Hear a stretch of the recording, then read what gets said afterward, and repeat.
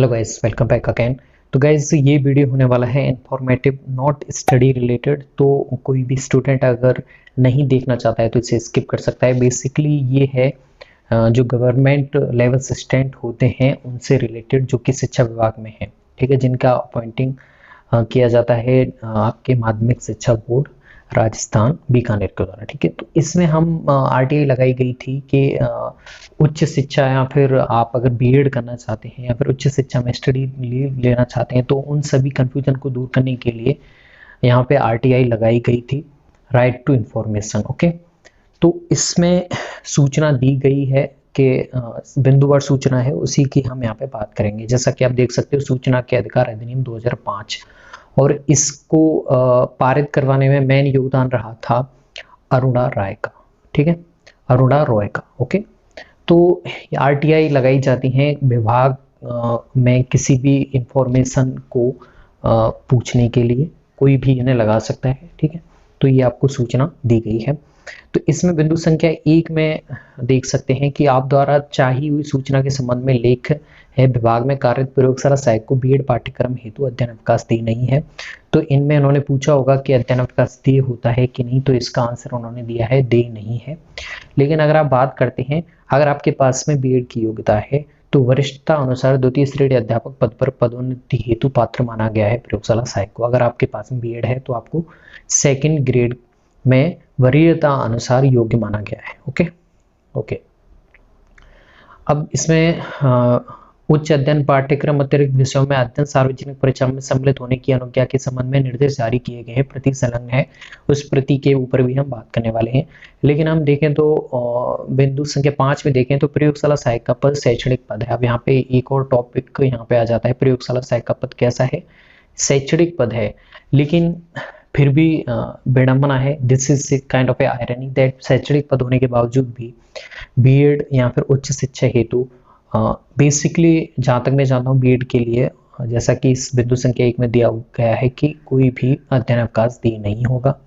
अध्ययन अवकाश जिसमें आपको जॉब लीव के साथ में आपको आधा वेतन प्रदान किया जाता है, तो एक तरह से इकोनॉमिक सपोर्ट होता है। लेकिन शैक्षणिक पद बोल रहे हैं तो जहाँ तक है ये इनअप्रोप्रिएट थिंग्स लगती है, ठीक है। तो ये गलत है एक तरह से, इसको लेके और अच्छे चीज़ें होनी चाहिए, ठीक है।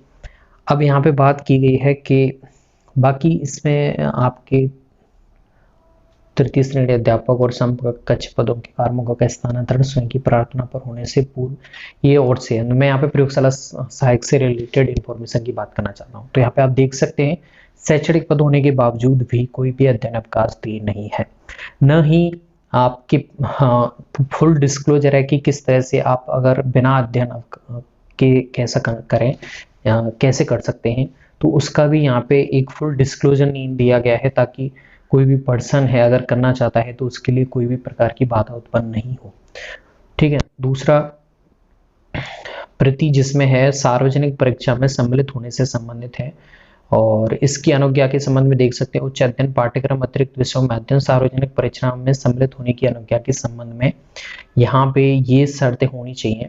देखिए, शिक्षण संस्थान में अध्ययन का समय यदि कार्यालय के समान हो तो अध्ययन स्वीकृति स्वतः ही समाप्त मानी जाएगी। जहाँ पे आप हायर एजुकेशन या फिर कोई भी एजुकेशन कर सार्वजनिक परीक्षा में सम्मिलित हो रहे हैं, तो वहाँ पे अगर आपकी टाइमिंग सेम है तो वो वहाँ पे स्वतः ही उसकी स्वीकृति समाप्त हो जाएगी। साथ में ही आपको पदस्थापन जिस जगह हुआ है, जरूरी नहीं है कि आपकी लीव लेने के दौरान में आपका ट्रांसफर नहीं होगा। अगर हो जाता है दूसरी जगह पर ट्रांसफर, तो आपकी जो ली हुई हैं वो सब वहाँ पे निरस्त हो जाएंगी। प्रत्येक वर्ष के लिए अलग अलग अनुमति लेनी आवश्यक होगी। जैसे आप बीएड 2 साल की कर रहे हैं तो उसमें 1 साल के लिए पहले स्वीकृति, फिर अगले साल के लिए वापस से स्वीकृति लेनी चाहिए। तो इसके लिए काफ़ी इजी हो जाती है, ठीक है। विभाग की पूर्व अनुमति प्राप्त किए बिना अध्ययन चालू रखने एवं परीक्षा में सम्मिलित होने वाले कर्मचारियों के विरुद्ध नियमानुसार अनुशासनात्मक कार्रवाई की जाएगी, ठीक है।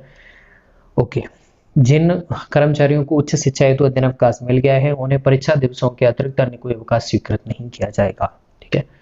ओके, किसी प्रकार की राजकार्य में बाधा उत्पन्न नहीं होनी चाहिए आपके किसी प्रकार की लीव से या फिर आपकी उच्च शिक्षा के अध्ययन से, ठीक है। और कर्मचारी की उपस्थिति का प्रतिशत कम होने के लिए सरकार या फिर विभाग किसी प्रकार से जिम्मेदार नहीं होगी। परीक्षा की तैयारी है तो किसी प्रकार का अवकाश स्वीकृत नहीं किया जाएगा। प्रशासनिक कारणों से सदन स्वीकृति बिना किसी पूर्व सूचना के समाप्त की जा सकती है। तो ये प्रतिसंलग्न है जिसमें आपको बताया गया है कि किस किस तरह से आप सार्वजनिक परीक्षा में लीव ले सकते हैं, किस किस तरह से आप अपनी उच्च शिक्षा को जारी रख सकते हैं। लेकिन विडंबना ये है कि प्रयोगशाला सहायक हैं तो मोस्टली स्टूडेंट इस भर्ती में सेलेक्ट होते हैं। अगर हम राजस्थान में बात करें तो जितने भी स्टेट्स हैं वहाँ पे प्रयोगशाला सहायक एज ए लेवल असिस्टेंट वो 12th लेवल को उनका मेन बेस होता है जिससे वो सेलेक्ट होते हैं। अब सेलेक्ट होने वाले कैंडिडेट में 80 से 85% ऐसे स्टूडेंट होते हैं जो कि फ्रेशर होते हैं, यानी कि 12th पास आउट होते हैं, तो वो 2-3 साल तक अपना ग्रेजुएशन कर सकते हैं। तो प्रोफेशनल कोर्सेज हैं, ठीक है, वो जैसे बीएससी रहा, एमएससी रहा, ये आप कर सकते हैं। लेकिन बीएड है वो आप डिस्टेंस एजुकेशन से ही कर पाएंगे, ठीक है, वो प्राइवेट वगैरह नहीं हो पाती है। ओके, तो यहाँ पे ये नई शिक्षा नीति में इसको लेके अगर कुछ पॉजिटिव आइडियाज़ आ जाते हैं कि बीएड के लिए अगर कोई नए रास्ते खोल दिए जाते हैं, अगर पोस्ट ग्रेजुएशन करने वालों के लिए 1 साल की हो जाती है तो जो भी स्टूडेंट्स हैं 2 साल के लिए करते हैं विदाउट पेमेंट पे रह के, उनके लिए काफ़ी इजी गोइंग हो जाएगा, ठीक है। और फुल डिस्क्लोजर डिपार्टमेंट का होना चाहिए कि किस किस वे में आप कर सकते हैं अगर आप जॉब में हैं, डिस्टेंस में क्या क्या आपकी रूल रेगुलेशन होने चाहिए और आपको क्या प्रोसीजर होना चाहिए पूरा।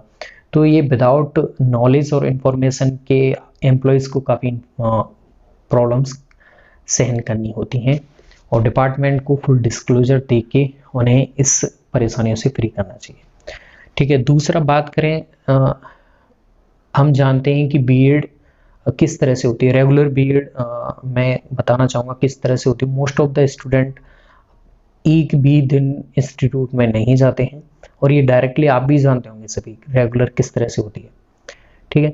जो डायरेक्टली एग्ज़ाम देने जाते हैं अपनी फ़ीस के अलावा एक्स्ट्रा कुछ फ़ीस है अपने कॉलेजेस में देते हैं ताकि उन्हें वहाँ पे जाना नहीं पड़े और प्रेजेंस बाकी होती रहती हैं उनकी, तो वो भी एक तरह से डिस्टेंस टाइप ही कर रहे हैं। तो जॉब में रहते हुए जब प्रयोगशाला सहायक का कार्य शैक्षणिक है, जब वो बदस्तूर स्कूल में कोई सा भी ऐसा प्रयोगशाला सहायक नहीं होगा जो अपने स्कूल में क्लासेस नहीं ले रहा होगा, तो क्लासेस लेने का जो टीचिंग का जो कोर्सेस होता है बीएड में वो वहाँ पे अपने स्कूल में कंप्लीट कर सकता है, ठीक है। यहाँ पर आप उससे एक्स्ट्रा पढ़वा सकते हैं स्कूल टाइम के अलावा, ठीक है। तो ये सारी प्रोसीजर किए जा सकते हैं अगर डिपार्टमेंट किसी प्रोग्रेसिव वे में अगर इन चीज़ों को सोचे तो। लेकिन कई बार ऐसा लगता है कि ये नॉन प्रोग्रेसिव वे में अपने एम्प्लॉयज़ को बाउंड करना चाहते हैं, ठीक है। तो ये बिल्कुल सरासर ह्यूमन राइट्स के अगेंस्ट है। कोई भी ह्यूमंस है, ऑब्जेक्टिव ह्यूमंस, उसका पर्सनल क्राइटेरिया है कि वो अपनी लाइफ में ग्रो कर सकता है, कोई भी विभाग उसे बाइंड नहीं कर सकता है, ठीक है। उसके रूल रेगुलेशन के अकॉर्डिंग है वो हम सभी को उसके अकॉर्डिंग करना चाहिए, लेकिन उन्हें भी अपने रूल्स हैं वो बैंड करने चाहिए, वो इजी गोइंग वे में बनाने चाहिए, ठीक है, जिससे एम्प्लॉयज़ को हरेसमेंट नहीं हो और इजी वे में वो अपना वर्क कंप्लीट कर पाएँ और अपनी लाइफ में पर्सन टू पर्सन ग्रो कर पाएँ। बिकॉज वन पर्सन अगर वो खुद की प्रोग्रेस नहीं कर पा रहा है तो सोशल प्रोग्रेस सबसे लास्ट में आती है। कोई भी ऐसा पर्सन नहीं होगा जो सोशल प्रोग्रेस को पहले आगे रखे उसके बाद में पर्सन खुद की प्रोग्रेस पे जाए, ठीक है। वो सब आइडियल बातें होती हैं, किताबों में ही अच्छी लगती हैं। तो इन चीज़ों पे विभाग को ध्यान रखना चाहिए। हालांकि प्रयोगशाला संघ है राजस्थान में, उनके द्वारा कई बार इन चीज़ों के ऊपर आवाज़ उठाई गई थी, लेकिन बिल्कुल भी ध्यान नहीं दिया गया क्योंकि न तो यूनिटी है और विदाउट यूनिटी के कोई भी कार्य संभव नहीं होता है, ठीक है। दूसरा अगर हम बात करें तो डिस्टेंस एजुकेशन को लेकर भी यहाँ पे फुल डिस्क्लोजर नहीं है कि क्या क्या प्रोसीजर है, किस तरह से आप परमिशन भेज सकते हैं। तो गाइस मैंने आपको बताया कि क्या क्या प्रॉब्लम आपको सहन करनी पड़ेंगी अगर आप गवर्नमेंट जॉब असिस्टेंट हैं। अगर आप कोई उच्च शिक्षा या फिर पीएचडी या फिर बीएड करना चाहते हैं तो उसमें आपको किस किस तरीके से गुजरना पड़ेगा, ठीक है। आने वाले अगर टाइम पे एजुकेशनल लीव से संबंधित कोई भी चेंजेस होते हैं तो मैं यहाँ पे आपको बताता रहूँगा। मिलते हैं नई वीडियो में अगले नए टॉपिक के साथ।